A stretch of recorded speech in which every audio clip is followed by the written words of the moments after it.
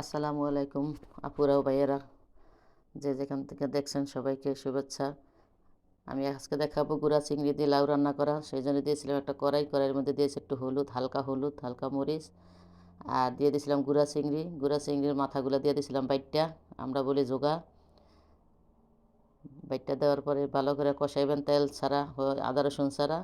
কষানো হয়ে গেলে দিয়ে দেবেন লাউগুলার ভালো করে নাইড়া চাইড়া নেবেন। যদি কারো মনে কষ্ট থাকে লাউগুলার সাথে শেষ করবেন, মনের দুঃখ কষ্ট। কারণ অনেক সময় তো মনের কষ্ট দুঃখ কারো কাছে ঘরে বলা যায় না, স্বামীর কাছে, সন্তানের কাছে শেয়ার করা যায় না। সেই জন্য পাকঘরে যেয়ে লাউর সাথে শেষ করবেন। শেষ হয়ে গেলে ভালো করে নেড়ে চেড়ে একটু পানি দিয়ে ডেকে রাখবেন। এদিকে আমার লাউ প্রায় হয়ে গেছে, আমার মনের কষ্ট শেষ, লাউও শেষ, সিদ্ধ হয়ে গেছে। এদিকে বাগার দেওয়ার জন্য প্রস্তুতি, রসুন আর পেঁয়াজ, কারণ আমি আগে আদা রসুন তেল কিছু ব্যবহার করি নাই। এদিকে একটু স্বাদ হওয়ার জন্য দিয়ে দিয়েছিলাম একটু পেঁয়াজ আর রসুন ভেজে ব্লেন্ডার করে নিছি, কারণ এটা বলে আমাদের দেশে শাক বাটা। এভাবে দিয়ে খাইয়ে দেখবেন কাঁচা পেঁয়াজ ছাড়া। লাউ প্রায় সিদ্ধ হয়ে গেছে,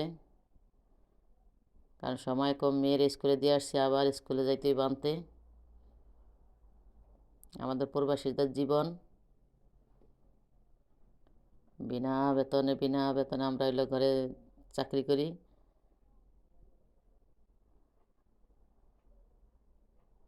লাউটা পরে হয়ে গেছে,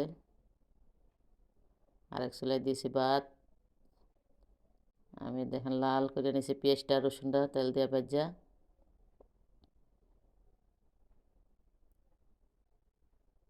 তারপর ভালো করে নেড়ে ছেড়ে দিবেন।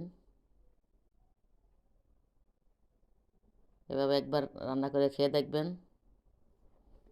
বড় চিংড়ি আছে, কিন্তু বড় চিংড়িটা খাইম না, বড় চিংড়িটা ভালো লাগে না। গুঁড়া চিংড়ি, দেশের গুঁড়া চিংড়িটা দিয়ে দিলাম ধনিয়া পাতা, দিব একটু, সাথে দিয়ে দিব একটু জিরা গুঁড়া, জিরাটা দিয়ে তারপর ভালো করে নাড়িয়ে দিব। এখন আর বেশিক্ষণ রান্না করা লাগবে না, হয়ে গেছে প্রায়। একটু লবণ দেখব,